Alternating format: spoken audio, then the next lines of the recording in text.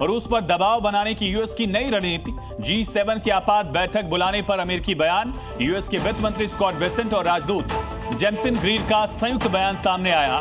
कहा पुतिन की युद्ध मशीन को रोकना होगा, युद्ध मशीन की फंडिंग के स्रोत को रोकना होगा। ऐसा करने से ही निर्दोषों की हत्या रुकेगी, ये यूएस की तरफ से कहा गया। राजदूत ग्रीर और साथ ही वित्त मंत्री बेसेंट की तरफ से संयुक्त बयान जारी किया गया। कहा पुतिन की युद्ध मशीन को रोकना होगा।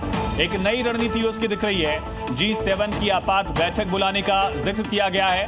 कहा ऐसा करने से ही, युद्ध मशीन रोकने से ही निर्दोषों की हत्या रुक पाएगी। ये बेसेंट और ग्रीर की तरफ से कहा गया। यूएस के वित्त मंत्री स्कॉट बेसेंट और राजदूत ग्रीर की तरफ से यह कहा गया है।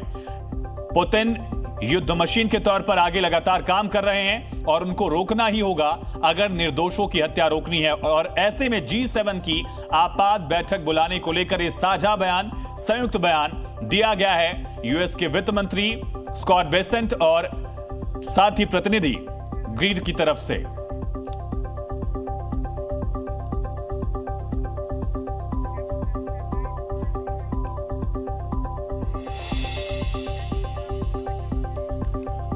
तो डोनाल्ड ट्रंप की तरफ से लगातार युद्ध को रुकवाने की हर मुकम्मल कोशिश की जा रही है। सुशीला कार्की बनी नेपाल के अंतरिम प्रधानमंत्री। राष्ट्रपति पौडेल ने दिलाई पद और गोपनीयता की शपथ। नेपाल की जेनजी क्रांति के बाद पहली महिला प्रधानमंत्री हैं सुशीला कार्की। आज मिजोरम, मणिपुर और असम के दौरे पर रहेंगे पीएम मोदी। मिजोरम में राज्य की पहली राजधानी एक्सप्रेस को दिखाएंगे हरी झंडी। मणिपुर को भी देंगे करोड़ों की सौगात। बिहार चुनाव में भारतीय जनता पार्टी के लिए मोदी, शाह और राजनाथ सिंह के अलावा योगी आदित्यनाथ, दिल्ली की सीएम रेखा गुप्ता, मध्य प्रदेश के मुख्यमंत्री मोहन यादव भी करेंगे प्रचार। 52 सांसदों को मिलेगी विशेष जिम्मेदारी। राहुल गांधी की वोटर अधिकार यात्रा के बाद अब तेजस्वी निकालेंगे बिहार अधिकार यात्रा। 16 सितंबर से जहानाबाद से होगा तेजस्वी की यात्रा का आगाज। मुख्यमंत्री योगी आदित्यनाथ की बड़ी पहल, लखनऊ और कानपुर में बनेंगी अत्याधुनिक AI सिटी। यूपी बनेगा डिजिटल इनोवेशन का हब। लखनऊ में साइबर ठग गिरोह का भंडाफोड़। 6 साइबर अपराधी गिरफ्तार किए गए। मौके से 26 लाख रुपए नकद और 1 करोड़ 30 लाख की डिजिटल करेंसी बरामद। अलग अलग राज्यों से गिरफ्तार आतंकियों से पूछताछ में हुआ बड़ा खुलासा। दिवाली से पहले दिल्ली को थी दहलाने की साजिश। मास्टरमाइंड दानिश के इशारे पर थी दिल्ली में हमले की प्लानिंग।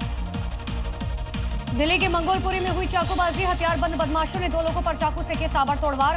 करावल नगर में नानक डेयरी के पास एक युवक की गोली मारकर हत्या की गई। यूपी के बरेली में एक्टर दिशा पाटनी के घर पर फायरिंग। बाइक सवार 2 बदमाश फायरिंग करके मौके से हुए फरार। घर के बाहर पुलिस की तैनाती।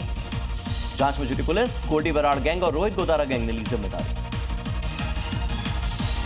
और कर्नाटक के हासन में गणेश मूर्ति विसर्जन के दौरान बड़ा हादसा हुआ। जुलूस में मौजूद श्रद्धालुओं पर चढ़ा तेज रफ्तार बेकाबू ट्रक। 9 लोगों की मौत, कई लोग घायल।